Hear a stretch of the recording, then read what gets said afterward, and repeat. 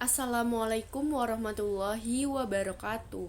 Perkenalkan, nama saya Rista Rahmadian. Saya dari kelas A PIAUD semester 1 NPM 20010404027.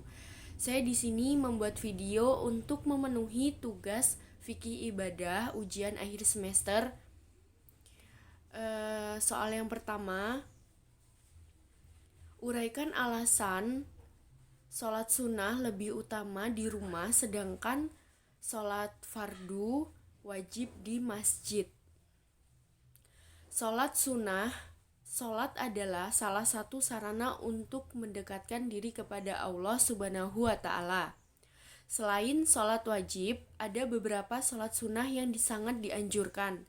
Salah satunya adalah sholat sunnah yang mengiringi sholat fardu atau rawatib, atau sholat-sholat sunnah lain. Tetapi di mana sebaiknya sholat sunnah dilakukan, khusus sholat sunnah rawatib, karena berbagai kelebihan dan keutamaannya, terkadang beberapa orang tetap melaksanakan sholat sunnah ini walaupun iqomah akan segera dikumandangkan. Karena ada beberapa orang yang masih mengerjakan sholat sunnah tersebut, iqomah pun urung dilaksanakan. Akhirnya menunggu beberapa lama hingga sebagian jamaah tersebut selesai mengerjakan sholat sunnah. Terkadang sebelum sebagian orang yang mengerjakan sholat sunnah tersebut selesai, datang beberapa orang lagi dengan tujuan ingin mendapatkan keutamaan sholat sunnah, yang langsung gelar sajadah dan melakukan sholat sunnah. Begitu seterusnya hingga iqomah tak kunjung berkumandang. Sholat sunnah memang dianjurkan, namun apakah bisa dilakukan di rumah saja? Dalam hadis riwayat Abu Daud dan Imam At-Tirmizi dijelaskan bahwa Rasul pernah meminta para sahabat untuk mengerjakan sholat sunnah setelah maghrib atau ba'diyah maghrib di rumah. Jadi kita mengerjakan sholat sunnah itu wajib di rumah. Kalau sholat fardu itu wajib di masjid karena kita bisa mendapatkan 27 derajat. Sedangkan kalau di rumah itu kita cuma mendapatkan 1, karena di masjid sholatnya itu berjamaah. Soal yang kedua adalah sebutkan rukun sholat minimal 3. Jadi jawabannya adalah untuk melakukan sholat dengan sempurna kita harus melakukan rukun-rukun sholat sebagai berikut, yaitu 1. Niat, yang kedua berdiri bila mampu, ketiga membaca takbiratul ihram, yang keempat membaca al-fatihah, yang kelima rukuk dengan tumakninah, yang keenam sujud, yang ketujuh duduk di antara 2 sujud, yang 8 duduk tahiyat akhir, yang ke-9 membaca tasyahud, yang ke-10 membaca sholawat nabi, yang ke-11 salam pertama. Soal yang ketiga adalah sholat 5 waktu yang sengaja ataupun tidak disengaja ditinggalkan, bagaimana hadisnya dan mengkodoknya. Sebenarnya tidak ada ketentuan khusus mengenai tata cara mengkodok sholat yang terlewat. Namun, yang perlu diperhatikan adalah segera menyegerakan ketika ingat sholat yang terlupa itu.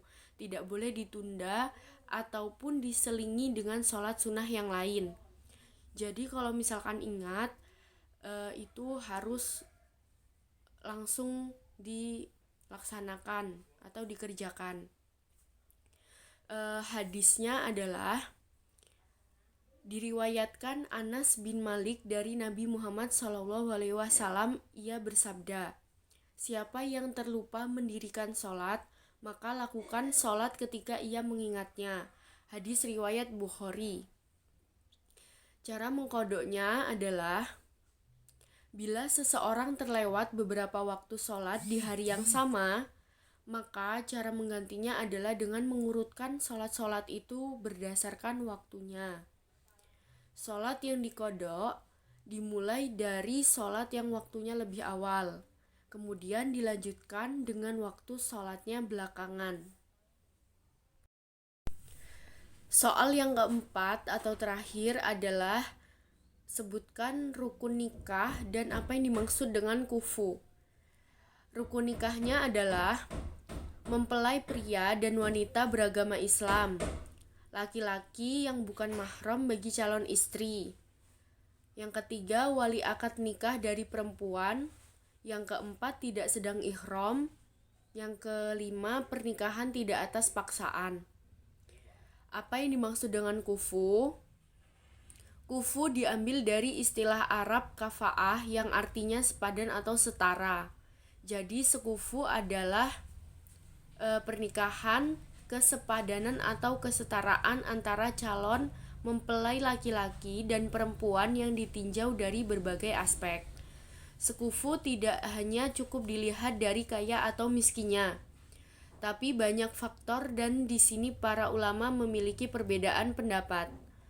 Ulama mazhab Hanafi menilai bahwa pasangan bisa dikatakan sekufu apabila telah sepadan dalam 6 hal, yakni nazab, Islam atau agama, pekerjaan, mereka merdeka atau budak, kualitas beragama, dan strata ekonomi.